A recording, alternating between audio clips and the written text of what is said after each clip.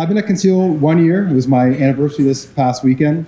Prior to that, I spent 7 years at a company called Cofense. We actually fished me before Cofense, and we pioneered phishing simulation. Well, I say we, our co-founders, Rohit and Aaron, pioneered the whole phishing simulation space. They had a crazy idea that rather than doing a phishing simulation once a year with your pen test, why not operationalize it and do it every single month, mimicking real phishing attacks you're getting struck with at your organization? And what we proved is after just 4 simulations, you can decrease the likelihood of a user interacting with a malicious email by 94%.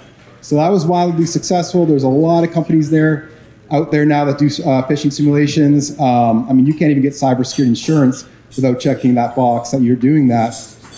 But the thing is, every year we'd fly our customers out and do an appreciation event, and we called it Submerge.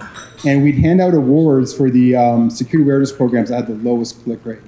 And what we found every year is the best programs in the world had about 6-7% click rate, so single digits, which is phenomenal when you think about when you ran that first simulation, you had about a 30 to 40% click rate. Driving that to single digits is world class. But if you think about the size of your organizations, 6% of that population is a pretty wide net, right? And the threat actors only need to score 1 goal. So that's why I'm so passionate about what we do here at Conceal. We are a browser agnostic extension, deploys silently. The users don't even know it's there, so no training required. And every time they click a link, whether it came from corporate email, LinkedIn, Facebook, Teams, Slack, doesn't matter. Wherever that link came from, if they didn't hover over it long enough and they clicked it by accident, it invokes the browser, we scan it in under 200 milliseconds, and we make 1 of 3 determinations. 1, as it loads in real time, we look at the DOMs, metadata, redirects, and if it's safe, we'll actually step out of the way. The user goes on to that site, no lag, latency, no RBI. If that site comes back as bad, we're gonna block it. You don't want them going to a bad site. And we've actually introduced content filtering. So if you don't want them going to adult websites, gambling, violence, whatever, they won't go there. But what's cool about this extension, it travels with them. So if they're in a coffee shop, remote, on VPN, traveling, we're gonna be there protecting them. What we're truly passionate about, what we do really, really well, is everything between good and bad. That unknown, right? Where that threat actor has bought a domain, very similar to yours. They've let it mature over a couple of months to get a good rating. They've spun up that SharePoint site or whatever it is, that login page that's going to be active for a couple hours, and they hit you with that link and it gets inside your infrastructure or environment rather. If we can't say for certain that it's safe, it might not be bad enough to block it, but it's got some characteristics about it that look a little bit fishy, pun intended. We'll actually let them go to the site, but now it's on a server in our cloud in a sandbox environment, so no malware could ever gain a foothold in your network. And 2, credential theft protection. So coming from Cofense, over 50% of real phishing attacks are cred theft. They want that username, they want that password. So what we do is we actually disable keyboard input, meaning after all that training that you've put them through, if they get to that fraudulent Microsoft login page and they try to physically input their username and password, we won't even let them do that. So that's what we do. We integrate with all EDR, SOAR, SIM providers. We just launched with CrowdStrike and SentinelOne, and we've got iOS launching end of this month, so mobile support. So, yeah. Yeah, you go for it. Here, let me give you a mic real quick, just so other people can hear your question. Should have got my engineer. Yeah. So how are you different from, like, if I have a Swig, if I have like a Casby, like if I have like a Netscope or Cloudflare or Zscaler, right? Do I need your product, or does it complement, or why would I need it? I think it's complementary. We have about 10% of our install base that are, for example, Zscaler clients. Actually, speaking of that, great product. One of the gaps that a lot of CISOs talk about that have Zscaler or other SASE products is mobile devices, right? We have a browser-sized hole on mobile, so that's why we're really excited to launch our beta at the end of this month. So if anybody's interested, we can get you on the beta program. But I mean, there's one use case that, for example, those SASE solutions wouldn't really cover you on. But yeah. And thanks for that question, Chris. I appreciate it. And kind of I'll just add a little bit to that. You good? You good? All right. All right. I can always add to it. I talk a lot, clearly. So I appreciate it, Rob. Thank you. I'll take that from you. and I'll hand it to you. With me today, I've got Chris Moore. He's the CISO over at Wilson Sporting Goods here locally. If you're not familiar, should be. Wilson, and if you don't know who Wilson Sporting Goods is, they're obviously one of the pioneers. They're one of the pioneers in the sporting industry when it comes to the balls, all of the things that are. I know you like that, Vance. There's actually a great. I was watching a great documentary on just the sporting industry in general, in regards to Wilson, Rawlings, and Spalding, and kind of the play into that. So Wilson's by far one of those leaders within that space and the pioneers in that space. So it's one of those times where you see a first mover actually continue to be the leader in that space. So I'm going to jump in and Cliff, in regards to how you so your background, physics. You were a physicist, and that was what your study was. All those things. How did you break into cybersecurity of all things? So, really good question. Cybersecurity pays better overall. So, not a lot of money, at least at the time that I was going through school in the hard sciences. I started out in cybersecurity to pay my way through college. Okay. And then when I got, a little bit further down the road, I decided, well, okay, let's keep along this track. So I started out at the Air Force Academy, and then ended up at the University of Alabama in Huntsville with a degree in astrophysics, theoretical physics, that sort of thing. And then it was like, I'm a nerd, big fan of Star Trek. I was like, okay, I can study what I like, but then when it's time to pay the bills, let's go ahead and dive in. And I use a lot of those physics and mathematics skills that I learned in cybersecurity to help push the ball and advance myself. Okay. Only because you made a statement of it. Which Star Trek series are you a bigger fan of? Is that an either or which one overall? Which one overall? No. Hey, this is a Trekkie here. Hold on. So There's a complete difference between Star Wars and I Star grew Trek. up on The Next Generation, but Deep Space Nine. Deep Space Nine. Deep Space Nine. Deep Space Nine. Yes. We can talk about it, but it is superior series. Yeah, absolutely. Absolutely. And just so you know, Next Generation's mine. But that's what I grew up with, and I finished out in Deep Space Nine, and I didn't really continue on past that. Yeah, about the same here, but I did Voyager a little bit, and so on and so forth. But yeah, I appreciate a good Trekkie. So with your users, so in Wilson Sporting Goods, with your users, where do you see, or where were you seeing most of your threats coming from? So, really good question. Weakest point of any strategy in cybersecurity is the people, right? And it's, for the most part, the mindset inside of Wilson Sports, and I've only been there for a year and a handful of months now. The mindset is that we're a sports company. Who's going to come after us? Like what threats would we potentially face? Who's going to try and trick us, right? We make basketballs, footballs, baseballs. Like, how could anyone possibly come after you? Well, the answer is a lot of people come after you. We get a bunch of business email compromise attacks. Recently, I've been dealing with an issue with spoofing on LinkedIn, where someone's been portraying one of our HR representatives and gathering social security numbers, bank accounts, all sorts of things, telling them, hey, I've got a very high-paying job for you right now, designing new footwear for our brand. Come on in. And once they gather all the information, the person goes, and that's it. So it has to do with the people and the awareness, and just not really thinking that you could potentially be a threat, right? Or a threat could be posed against you. So that's the mindset that I've been working to change, in the year and a half since I've been there, where I don't want people to walk around, thinking there's a constant threat or a target on their backs, but just be aware, be a little paranoid. It'll save you a lot of trouble. me a lot of heartache, in the long run, and make things better overall. A lot of education with the users within the organization, and I imagine that you've been leveraging different platforms in order to provide that education. Outside of that, clearly, education is a component, and sometimes security awareness training is like, it makes me cringe, PTSD every single time, because it's not one of my favorite things to talk about. It's not a sexy thing. A lot of it's more process more than anything else.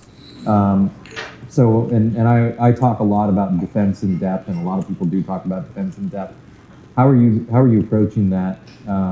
Obviously, you've got the security awareness component, but then at the end of the day, you literally have to protect them from themselves. Absolutely. So where the awareness ends, the person ends, that's where the technology picks it up, right? And so giving a safe playground for my creatives, sorry about that. So a safe space for my creatives, for my executives, for the people who are lacing the footballs, who are putting together our bats, because Louisville Slugger, DeMarini, several other brands are subsidiaries of Wilson Sporting Goods. Providing them the space to do what they need to do to advance play across the world, that's a key component, right? So, like you said, with the defense in depth strategy, we start from, ingress, outside in, and then take a look at habits and just things internal to the user, on their endpoints, and then taking a look at all our different boundary protections, zero trust, blah, blah, blah. I don't want to get into, I hate buzzwords. Yeah. I hate speaking in them. It's just a personal quirk, mostly because I can't remember them. Shout out to ADHD once again. But, making sure I have the right tool for the job in the space that is tailored to what my users need and what the business needs for us to continue to advance. That's how I review technology. That's how I review any changes to our enterprise, our architecture, and everything else going forward. So. Okay. And kind of playing on the buzzword aspect, and I hate acronyms and buzzwords. When we approach things, we're typically looking at use cases, and sometimes technology doesn't solve specific things, even if they sit in that acronym that everybody's looking for. And you kind of brought a little bit of on the ZTNA space or the zero trust, depending on where you're looking at frameworks versus an actual product and all that stuff. And Chris actually brought up something around the SASE. If I got a SWIG, how do I approach that? I would imagine that you had other technologies in place that could potentially solve for the browser side of the house, or that protect against the browser side of the house. Because again, this is a free browser. It's a consumer grade technology that we continue to use in the enterprise. Like, when did you start looking for, whether it was a browser, an enterprise browser, an extension to the browser, and then what helped you land to Conceal?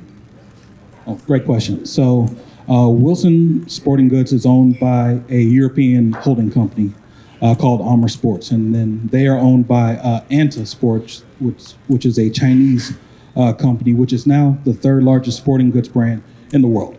They came out of nowhere kind of overnight, right behind Nike and Adidas now.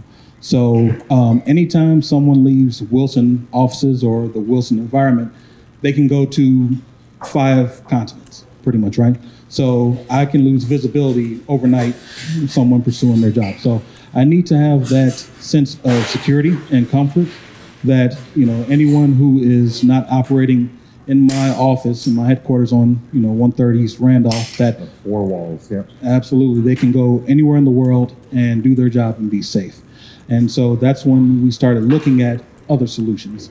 Along with that, operating on a global scale, not every technology is going to mesh well when the person leaves their home office and they're going to Shanghai, and then they're going to Helsinki, and then they're going to Munich afterwards. So I needed something that was lightweight, adaptive and responsive, and I can have reasonable visibility wherever they go. Because we've had products in the past where I would lose sight on people, especially VIPs, depending on where they were traveling, what they were doing. Sometimes the VIPs prefer that, that's their thing. But for my job, for our comfort and what we need to do to advance the mission, I needed something that could stand up wherever my users are, wherever they're going to go.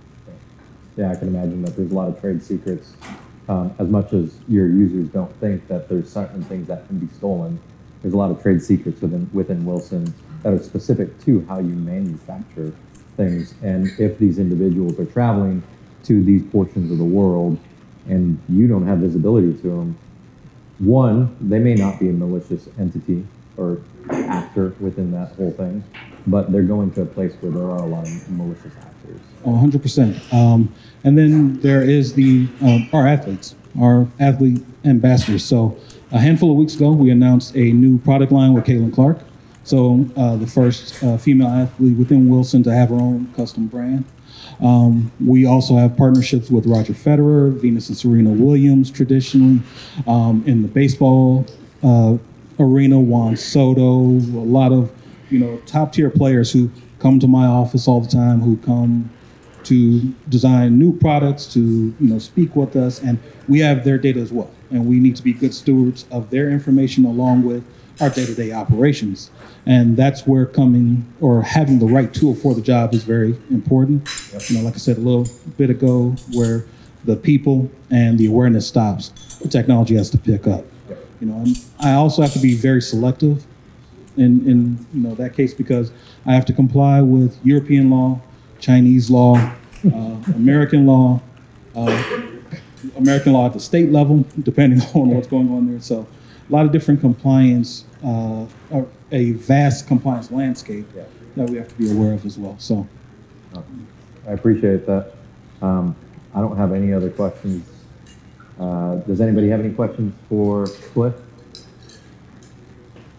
I'll grab a mic. Hold on real quick.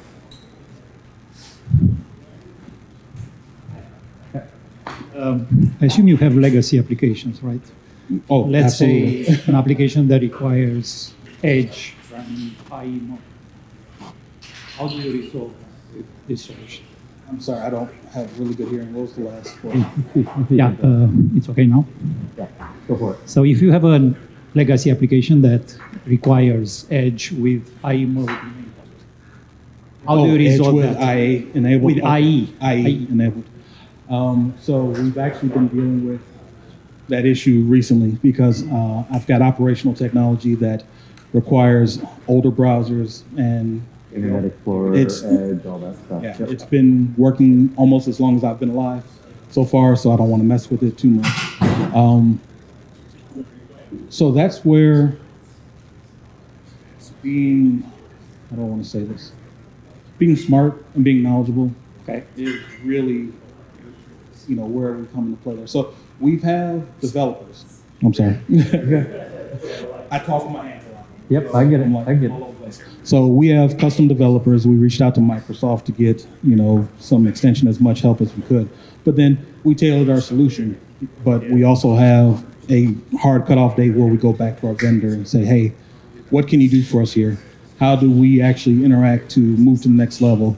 A lot of times what I've encountered in this particular industry is that the vendor is like, it's not broke, don't fix it. The people who have been operating with it for the last 40 years or so are like, it's not broke, don't fix it. But that's not actually advancing things. So by vendor, you mean the application vendor? The application vendor, excuse me. This is where you go to the other. Right.